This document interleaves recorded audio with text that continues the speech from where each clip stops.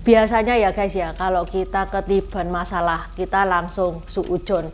Aduh, kok apes banget dia, kemarin itu baru bikin dosa apa, kenapa kok sial kayak gini, sampai ngelakuin ritual-ritual kayak mandi kembang, beramal. Tak kasih tahu ya guys ya, di video ini Intan mau ngebahas tokoh ini namanya Lee Kang Seung. Dia itu ketiban musibah, tapi musibah itu bukannya bikin dia bangkrut, malah bikin dia jadi miliarder, 5 keturunan loh, gak main-main itu kayaknya kayak gimana.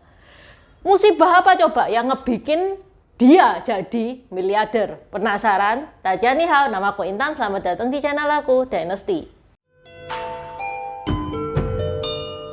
Buat teman-teman yang mau membantu channel ini supaya channel ini bisa lebih baik lagi, bisa lebih maju lagi, teman-teman bisa membantu via Saweria atau PayPal yang linknya Intan taruh di deskripsi.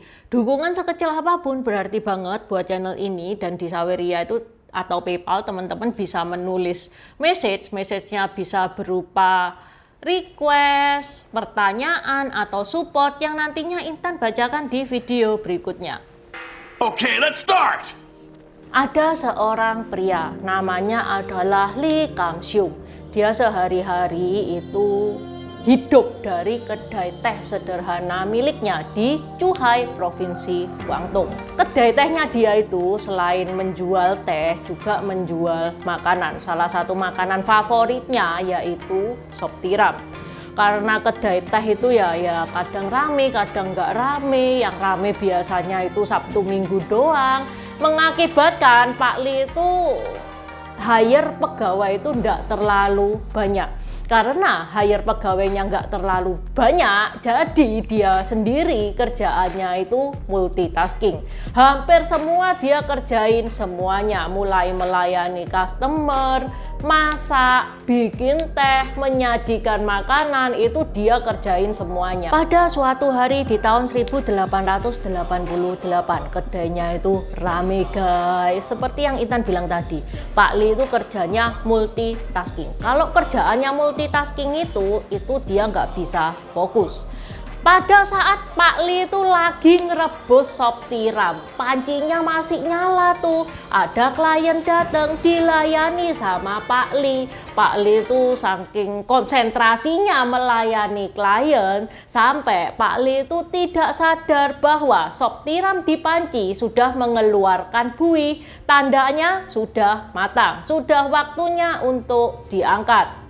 Sampai akhirnya beberapa menit kemudian seantero kedai itu mencium bau gosong, bau aneh, dan ada asap yang membumbung. Orang-orang pada kebingungan ya kan. Pak Lee DTT ini dia langsung sadar. Loh iya, aku tadi baru ngerebus sop tiram, lupa tak matiin airnya. Pak Lee langsung gercep pergi ke dapur, matiin api. Dia langsung ngangkat pancinya, dilalah begitu tutupnya panci itu dibuka, ternyata rebusan tiramnya itu sudah berubah bentuk, airnya sudah berubah drastis dan berubah menjadi coklat gelap kental alias gosong. Reaksi pertama Pak Lee pasti dia kecewa dong, lemes, syok. Waduh, sop tiram ini tiramnya sudah mahal, malah nggak balik untung, malah rugi, iya kan? Tapi Pak Lee kemudian iseng-iseng ngincip cairan kental ya bekas di panci itu, bekas sop tiram gagal itu dia incipin. Loh, ini rasanya not bad ini. Dari kejadian itu, Pak Lee itu mulai eksperimen. Dia sengaja merebus tiram dengan air yang sedikit. Dia bumbui, dia kasih rempah-rempah, pokoknya sampai enak gitu ya. Dan sudah diduga, ternyata itu lezat banget. Saus tiram yang dia buat, yang merupakan saus tiram pertama di dunia ini ya guys ya, dia kasihkan ke klien sebagai sausnya. Ternyata tokonya itu tambah rame. Kadang-kadang saus itu juga dia buat masak Bahkan ada pengunjung yang mampir ke kedai tehnya Lee Kam-sung cuman untuk beli sausnya doang. Melihat respon yang begitu positif, animo yang begitu besar dari masyarakat, maka ide bisnis di otaknya Pak Lee itu muncul. Dia mau ngebikin perusahaan Lee Kum-ki, dan perusahaan itu didirikan di tahun 1888. Yang mana satu-satunya industri saus tiram. Pak Lee Kum-ki ini ya karena memang satu-satunya nih ya, masih pioneer dan memang enak, tentu saja saus tiramnya itu laku, bahkan merambah di berbagai dunia. Lee Kum-ki ini berjaya banget di abad ke-19, dan ini titik awal Crazy Rich-nya Pak Lee itu ya dari sini. Lee Kam-sung meninggal pada tahun 1932. Sampai sekarang bisnis ini masih jalan, masih generasi kelima. Meskipun banyak perubahan ya, karena dari waktu ke waktu kan lidahnya orang berubah-berubah seleranya. Meski begitu, perjalanan waktu itu tidak mengubah kelezatannya Lee Kum-ki. Mamanya Intan itu loh guys, sampai sekarang itu selalu pakai saus tiramnya Lee Kum-ki. Dan memang menurut mamanya Intan ya ini saus tiram paling enak. Dalam situs resmi perusahaannya Lee Kum-ki itu dibilang dia produknya sudah merambah di 100 negara. Dan produknya itu bukan cuma satu saus tiram doang, bukan. Ada 200 produk, tapi tetap andalan pertamanya itu saus tiram.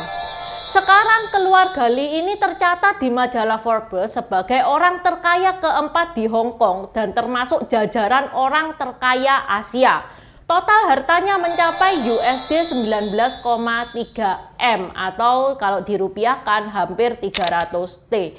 Semua itu diperoleh berawal dari bencana sup tiram yang gosong. Dari sini kita belajar ya guys ya, kalau kedapatan musibah jangan buru-buru marah-marah, jangan panik duluan, jangan suujon duluan, tetap tenang. Siapa tahu nasibnya kayak Lee Kam-sung. Kalau Lee Kam-sung ini nggak ngegosongin sup tiram, dia nggak akan jadi miliuner. Dia sampai sekarang masih menjaga kedai kopinya, kedai tehnya. Ini ada pepatahnya ya di Tiongkok sana, yaitu Sai Weng Shi Ma Yan Zhi Fei Fu. Ini kalau diterjemahkan, Tuan Sai kehilangan kuda, bagaimana kita tahu itu sial. Lah apa hubungannya kuda sama sop tiram? Jadi pepatah Tiongkok itu ada cerita di baliknya ya. Kayak Sai Weng Shi Ma Yan Zhi Fei Fu ini itu ada ceritanya, bawa kuda, tiba-tiba kudanya itu hilang. Di saat orang-orang itu ngegosipin, oh itu lagi sial, lagi ketiban sial, apes dan lain-lain. Ternyata kudanya itu balik ke Tuan Sai, ngajak temen-temennya 5 ekor. Jadi malah kedapetan 5 ekor kuda tuh. Kalau nggak hilang ya tetap satu kudanya. Nanti kalau ada waktu kita bahas pepatah Sai Weng Shi Ma Yan Zhi Fei Fu ini. Oke, sampai di sini dulu bahasan Intan hari ini. Buat teman-teman yang mau nambah-nambahin diskusi seperti biasa, silakan coret-coret di kolom komentar. Buat subscriber baru, selamat datang. Terima kasih sudah menonton videonya Intan sampai habis. Intan sarankan buat teman-teman yang baru bergabung untuk nonton videonya Intan tentang pergantian dari dynasty ke dynasty. Ini nih videonya.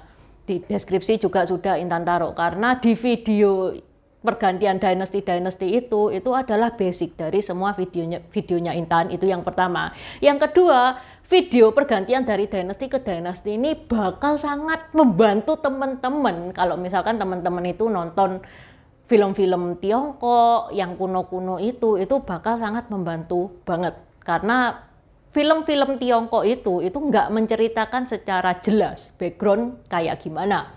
Terima kasih udah nonton channel ini sampai habis. Dukung aku terus berkarya dengan klik subscribe dan bunyikan lonceng di bawah ya guys.